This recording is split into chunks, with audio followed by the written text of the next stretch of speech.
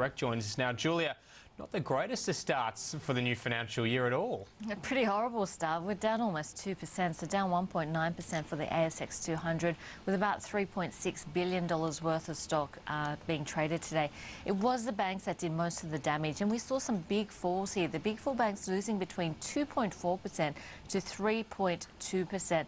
Now, part of it was that we did see the manufacturing numbers coming out of China, the official PMI number coming in at 50.1, and the HSBC number coming in at 48.2. So under that 50-point range, which is the difference between contraction and expansion in the growth rate for the manufacturing space. So the HSBC numbers pointing to contraction in the growth rate of the manufacturing space, and I guess making it more difficult for China to hit that 7.5% growth target for the year.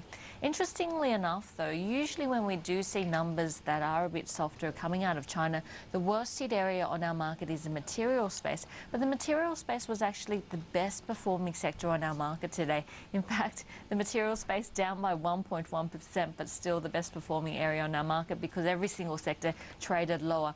I think part of that was that we did see a bit of a rebound in gold. The gold sector was up by 3.1%, and Newcrest up by 1.3%, but also the miners BHP and Rio Tinto certainly not falling to the extent that we saw in the banking space or indeed the consumer staples area.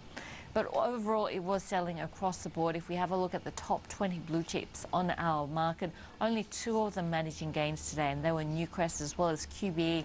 Even if we drill down to the 50 top stocks on the Aussie market, there were only 3 that made gains. So that was Newcrest, QBE, as well as the Australian Securities Exchange. So all in all, a pretty horrid start to the new financial year. And I guess the Australian market, the underperformer in the region, with the Japanese market, the Korean market not looking too bad today. Julie, the banks, as you mentioned, steep falls, all down about 2.5% to 3%.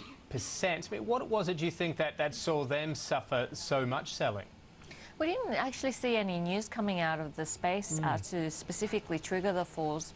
So I guess there's general selling coming and hitting those big four banks. But really the selling indicating that perhaps it was the defensive areas that were being sold off the most. So we could have seen some overseas participation coming in there, because if we have a look at the worst losers on the market, they were the big four banks, things like Woolworths, Wesfarmers. We saw the telecom sector being impacted negatively as well. So these are some of the biggest companies on our market, and that usually points to overseas investors coming in because they only trade in the most liquid of stocks, and usually they're the biggest blue chips on the market. In fact, if you have a look at the small cap and the mid cap index today, actually beating the general performance of the market, and you usually don't see that too often on a day when we are seeing risk off and stocks are being sold off.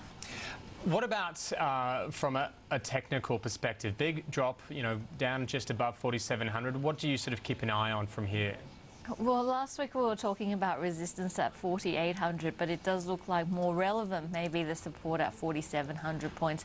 And if we have a look at the intraday graph, this is what it looks like. Let me just try and draw a line for you at 4,700 points just to show you where the support level is.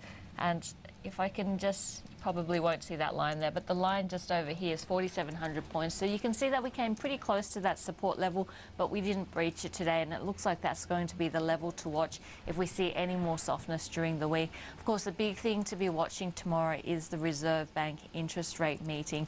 If we have a look at that rates meeting, I guess the statement's going to be important. The market really expecting rates to remain on hold tomorrow, but if the RBA does point to more rate cuts along the way, there's more weakness in the Aussie dollar, then perhaps we could see some more selling in coming in the Australian market. Where in particular would you expect to see the biggest reaction in terms of equities?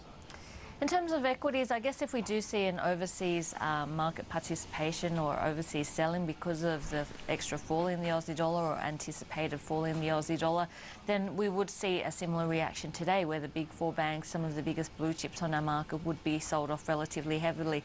On the flip side, there would be more domestic demand for some of those high-yielding sectors like the banks and Telstra. But unfortunately, because Australia is so small in the whole scheme of things, once the overseas investors do get involved, they tend to have the more power compared to domestic investors. So I guess looking at the picture, if we do see rates once again falling here in Australia, that's good news for things like the banks, but unfortunately the impact of the Aussie dollar seems to be supreme at the moment.